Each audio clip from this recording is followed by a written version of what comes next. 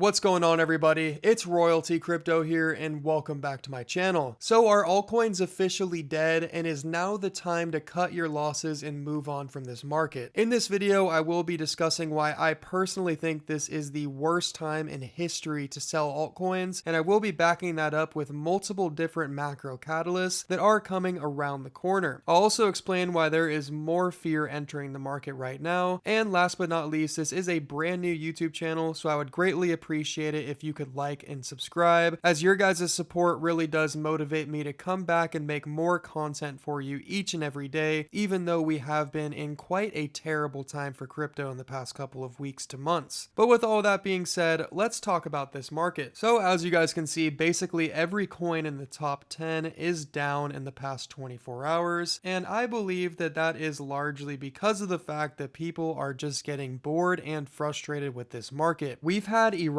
fear enter the market for the past couple of months, and there has been multiple reasons for that. The main reason, in my opinion, is because of the 4-year halving cycle theory that suggests that we should be entering about a year-long bear market right now. But in my opinion, guys, that is not going to be the case, and I will explain why I think that later on in this video. We also had to deal with a 45-day long government shutdown, which of course markets hate because it creates a lot of uncertainty, and recently we've been dealing with the Japanese carry trade situation, but hopefully that fear will subside as soon as tomorrow, because tomorrow is actually the day that the Bank of Japan makes their decision on their rate hike. But we all know that they will be hiking their rates about a 25 basis point rate cut, so I don't expect it to be a surprise for the markets whatsoever. But with all of that being said, I do believe that the most important catalyst for crypto markets as a whole is the business cycle. The reason for that is because Bitcoin and crypto are incredibly sensitive to liquidity conditions in the market. And when you're going through an expansion phase for the business cycle, more liquidity is being injected into the market, and vice versa. When you're going through the trough of the business cycle, we are actually pulling liquidity from the markets, and that's what we've seen for the past 3 years. Regardless of the fact that we have been in a less than ideal liquidity environment for Bitcoin, we have still seen a bull run for the past 3 years, and I do think that that is largely because of the fact that the government has basically adopted Bitcoin and crypto now and become much more pro-crypto than they previously were, and I do believe that that is why we have seen the bullish momentum in the past couple of years. But at the same time, I think because of the fact that there has been a lack of liquidity in markets, that is why we haven't seen a true blow-off top phase for not only Bitcoin but also the altcoin market. However, guys, we are about right here as we speak at the very beginning of a new expansion phase for the business cycle, and I think that this is going to be incredibly important for markets. As most of you know, we did officially start quantitative easing about 5 to 6 days ago on December 12th. And some people might be wondering, well, if we started quantitative easing, then why are we not pumping to 150K right now? Well, the simple answer for that, guys, is because it takes time for liquidity to actually make it to the markets. And we did see this last time the Federal Reserve started quantitative easing. As you can see here, the last time that we went into a phase like this was actually March of 2020, and this was in response of the COVID-19 pandemic. And basically, when you look at the chart from that period of time on Bitcoin, you can see that we actually did bottom in March of 2020 at $5,000 a coin. And previously, just a couple of months prior to that,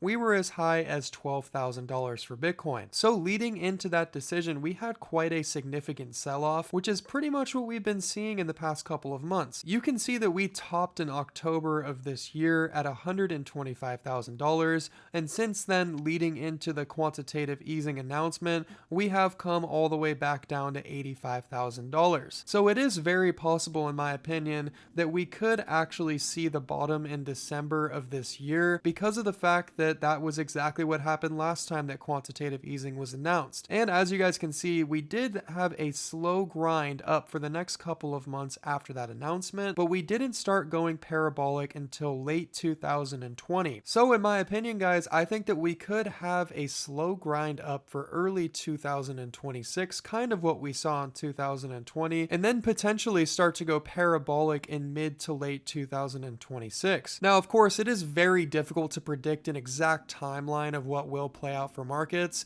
and I think that that is a fool's errand to even attempt to do something like that. But nonetheless, I do think that that this is really what will dictate the direction of markets in the coming months. And I think that fading this, especially if you are fading it just because you think the 4-year halving cycle will play out again, is potentially the wrong decision. But of course, that is not financial advice. That is just my opinion. But yeah, guys, if you look at how quantitative easing played out last time, we were in the top of the expansion phase for the business cycle at the end of 2021. And when Bitcoin's momentum started to die out, that is actually when Jerome Powell had announced that he was going to end quantitative easing and start hiking the federal funds rate. So in my opinion, I think the 4-year halving cycle is just a massive coincidence, and that this is truly what matters for this market. And I think once people realize that the Bitcoin price is not going into a typical 4-year halving cycle bear market, they will be FOMOing back into the market. And I do believe that that will cause a blow off top phase in 2026. All right, so the last thing that I wanted to talk about today is that Trump actually does get to pick a new Fed chair in May of 2026. As most of you know, Jerome Powell has been a very hawkish Fed chair, and he has been very hesitant to cut rates, and I personally believe that he is behind schedule with rate cuts. And a lot of other people feel the same way about that, especially the person that Trump currently is favored to pick, that being Kevin Hassett. As you can see here, Kevin Hassett favors aggressive rate cuts and a dovish policy to boost growth. He sees lots of room for the Fed to lower interest rates,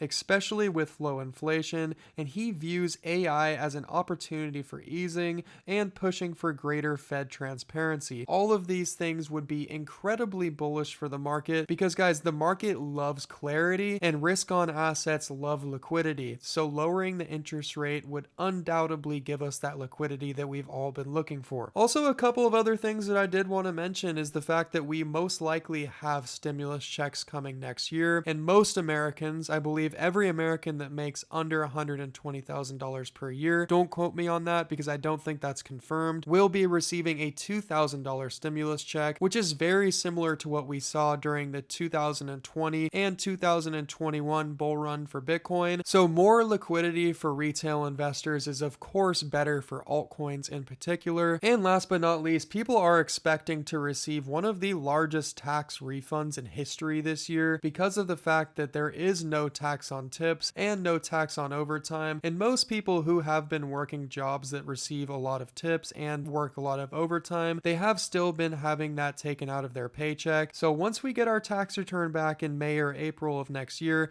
those people will be receiving a lot more money than they probably are even expecting. So yeah, in my opinion, right now is the worst time to possibly be bearish, and I am going to stand by that, regardless of what happens in the markets over the next couple of weeks. I can't say that we're officially at a bottom for Bitcoin and crypto because that is impossible to predict, and if someone's telling you that they know for sure that we are or aren't at a bottom, they don't know what they're talking about, and I wouldn't be listening to them. But I will say that in my opinion, it is much more likely that we will have a lot of bullish momentum return to the market in 2026, and I am personally putting my money where my mouth is with that statement. But alright guys, that's going to do it for this video. Thank you so much for watching. I hope you all had a fantastic day, and I hope that these crypto assets are not getting to you mentally. But regardless, I'll see you tomorrow. Peace.